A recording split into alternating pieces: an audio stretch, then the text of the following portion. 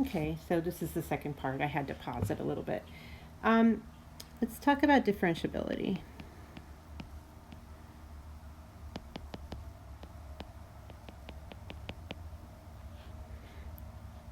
So, differentiable means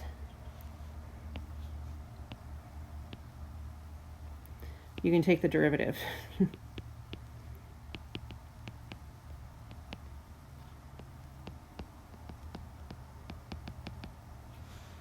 And differentiate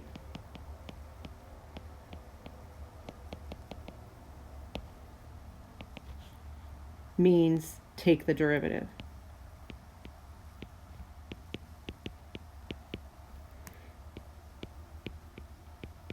Okay. And I point that out because it's not consistent with what you would expect with our grammar. The word derive and derivative are different. Okay, derive is like when you're deriving a formula. So you are coming up with, which is not a very good definition, but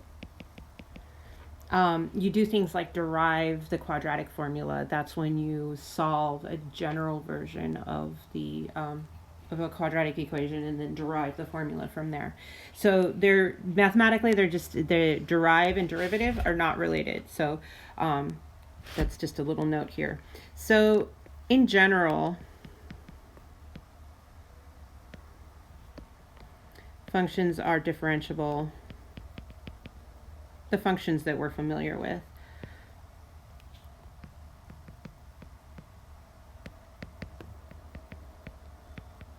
Except at corners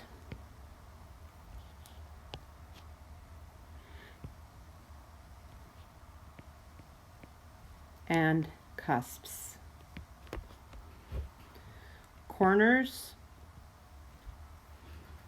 are like from our absolute value function, and cusps actually come from absolute function value functions as well. So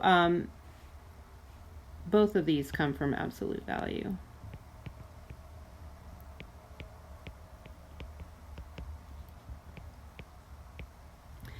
And for those exceptions, we can just split it up into two functions, and it usually isn't an issue. This leads us to a theorem.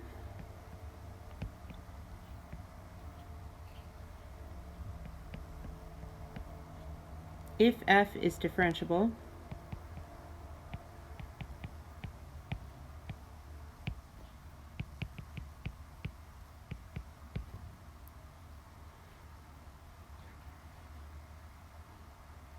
at A,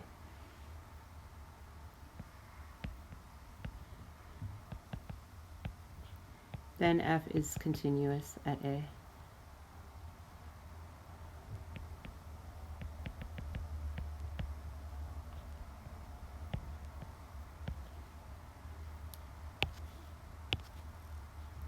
I'm going to throw in x at x equals A just to give you a little bit of context there.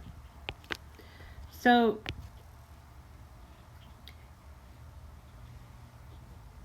differentiability implies continuity. And one thing to point out here is that the converse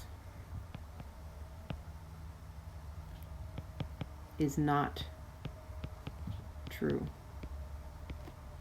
Now, the converse, you may not have heard before, but in logic, if you have P implies Q, the converse is Q implies P. So in this particular situation, it's saying if f is differentiable, then f is continuous. What I'm saying is that if f is continuous, f may or may not be differentiable.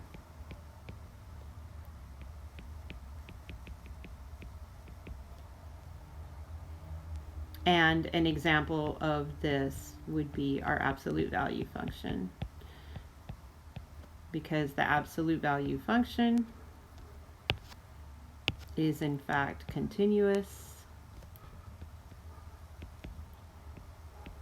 but not differentiable.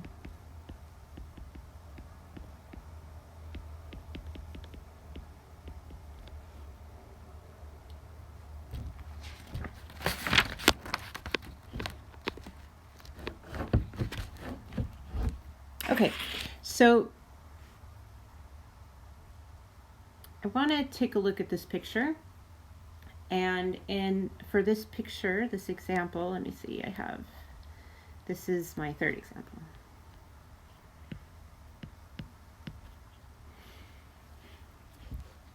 Okay, so label these as F prime, and F double prime. You know what? I don't think we're quite there yet. I don't think I've talked about the second derivative, and I need to talk about the second derivative really quickly. And this, I'll talk about it after, actually. So the second derivative is the derivative of the first derivative. So you can think of this as F prime prime. The second derivative is the derivative of the first derivative, and I'll write that out in a little bit. But what I want you to do is I want you to look at this picture, and I want you to kind of develop a framework for figuring out which function is the derivative of which other function. So you want to look at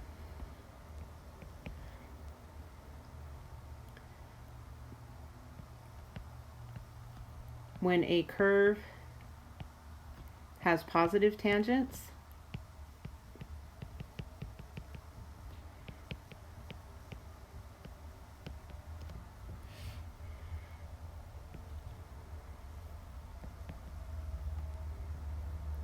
then the derivative is positive, which means the graph is above the x-axis.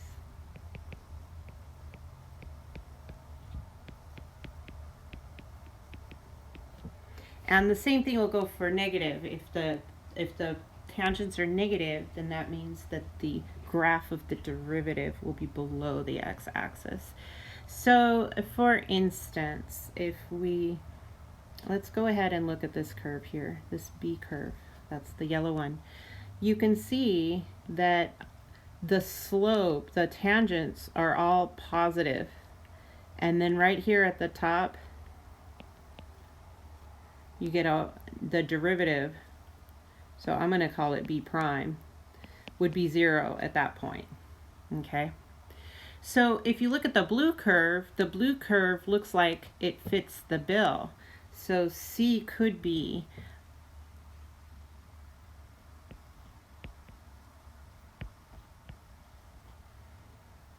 the derivative of B. I'll call that B prime. And you can see that the curve itself here, these are all positive y values, and it corresponds to B's positive slopes. Then we're 0, and then the rest of the curve here has negative tangents. Over here, it's kind of hard to tell, but I think that those kind of qualify as negative. So the rest of the curve being below the x-axis is consistent. So we'll go ahead and assume that C is the derivative of B because there really isn't any other choice.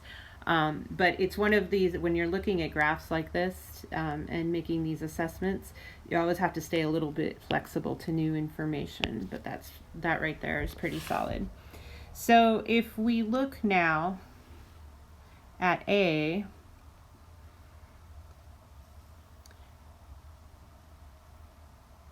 we can see it doesn't, I think we want to look at C. The reason being is that I think I may have, well, we're still open to changing these relationships, but you can see that the curve C has a horizontal tangent at whatever this x value is, and since none of the other curves are, none of the other curves, neither A nor B, are 0 here, C is not F or F prime, it's F double prime. Its derivative doesn't appear on the graph because its derivative would be 0 where I marked in pink right here. And so therefore we know that F prime is C, and we know that definitively at this point. Okay, so let's take a look at A. So A appears to maybe have a horizontal tangent here. So based on just that, B could be the derivative of A. Well, I'll put a little question mark so that we can make sure that everything else matches up, and then I think we've got it sorted.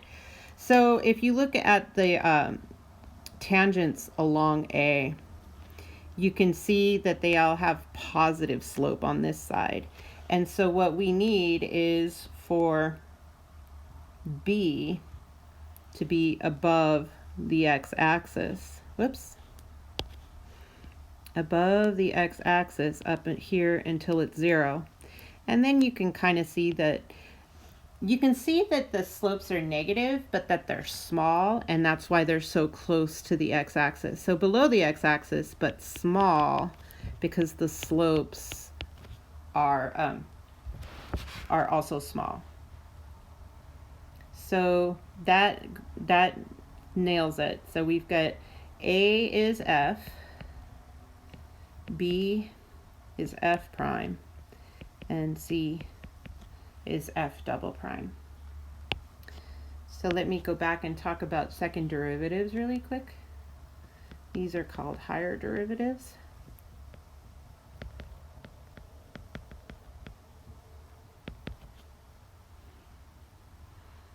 And so we use F prime for the first derivative and F double prime for the second derivative.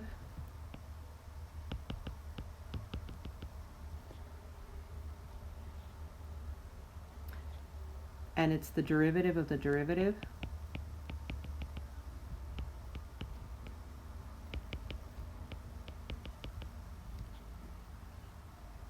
Third derivative, we use 3 primes. And then when it jumps to 4, we use parentheses and put the 4 in parentheses. So that way we don't think that it means raising it to the 4th power. It means when you see the derivatives, or when you see the parentheses like that, that always implies derivative.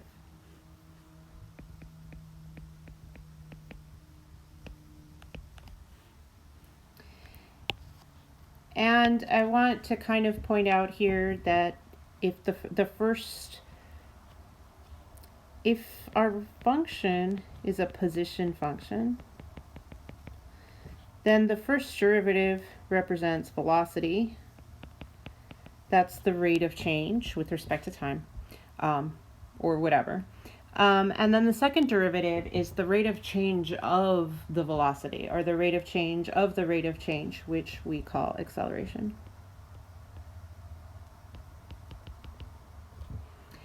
And if you don't know, the rate of change of the rate of change of the rate of change also has a word. It's called jerk.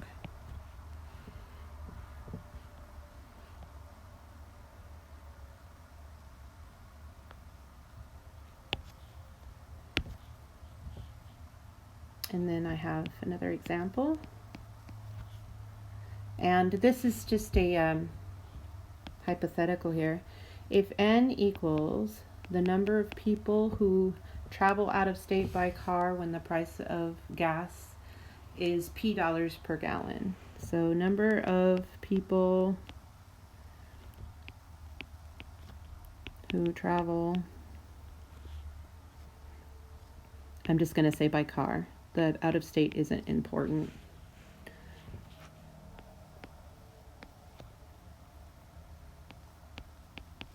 When P is the price of gas.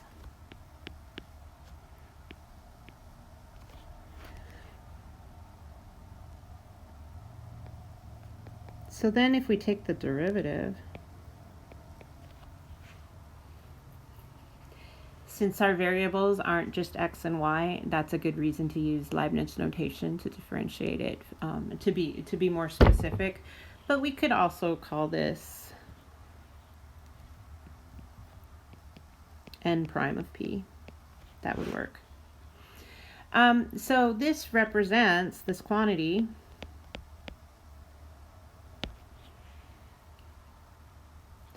It represents the change in the number of drivers per price of gas.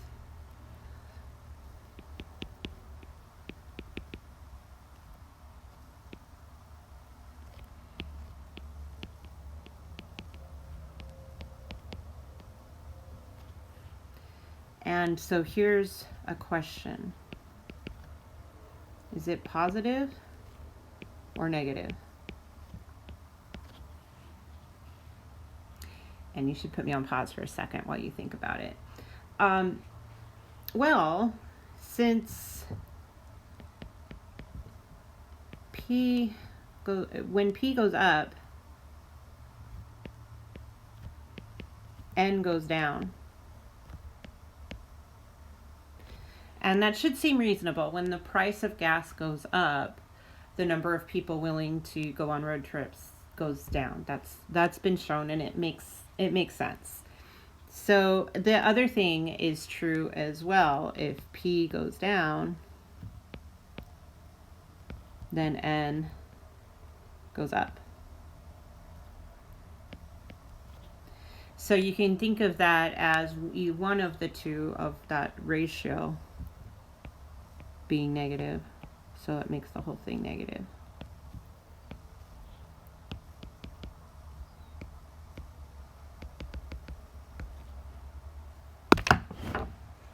And that is it for this section. I'm going to go ahead and leave it there.